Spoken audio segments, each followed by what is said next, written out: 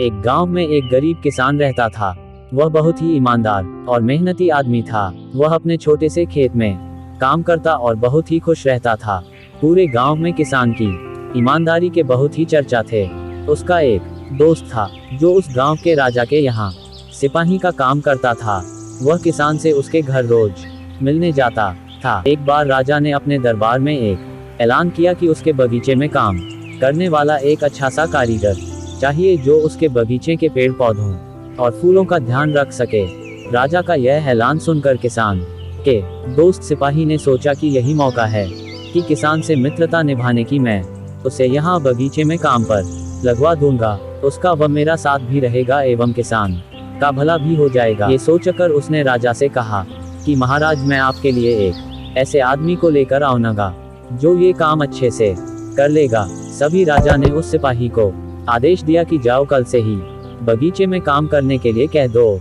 उसी वक्त वह सिपाही अपने दोस्त किसान के पास पहुंच गया और उसने किसान को बगीचे के काम की सारी बात बता दी और किसान ने भी काम करने के लिए खुशी खुशी हाँ कर दिया। अगले ही दिन अपने दोस्त के साथ राजमहल पहुंच गया। सिपाही उसे राजा के सामने लेकर गया और राजा ने उस किसान को बगीचे की पूरी देखभाल का काम सौंप दिया।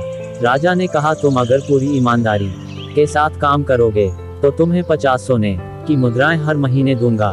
किसान खुशी खुशी बगीचे में काम करने के लिए हाँ कर देता है और वह उसी वक्त बगीचे में काम करने लगा। किसान बगीचे में बहुत दिल लगाकर काम करता था। कुछ दिन बीत गए। किसान ने बगीचे को बहुत सुंदर व हरा भरा बना दिया। राजा को उसका काम बहुत पसंद आया। एक दिन किसान बगीचे में कुछ खुदाई कर रहा था तो उसने जमीन के नीचे कुछ महसूस किया।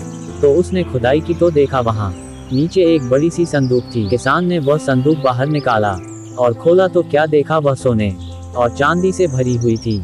ये देखकर किसान बहुत खुश हुआ और अपनी ईमानदारी दिखाते हुए राजा के पास पहुंचा। राजा किसान की ईमानदारी देखकर बहुत खुश हुआ और उसके साथ वहां गया जहां किसान ने खजाना निकाला था। राजा ने देखा तो कहा, ये खजाना तो हमारे पुरखों का है, हम कई वर्षों से इसे खोज रहे थे। खजाना देख राजा बहुत ही खुश हो जाता है। राजा अगले दिन किसान को पूछता है, तुम्हें क्या इनाम चाहिए? किसान बोला, मालिक, मुझे कुछ नहीं चाहिए, मेरे पास जो भी है मैं उसी में खुश हूँ। राजा उसकी इतनी अच्छी बात सुनकर और खुश हो गया और उसने किसान को अपना मंत्री बनाने का फैसला किया। किसान ने राजा की बात मान ली और मंत्री बन गया। Thanks for watching, please support me and subscribe.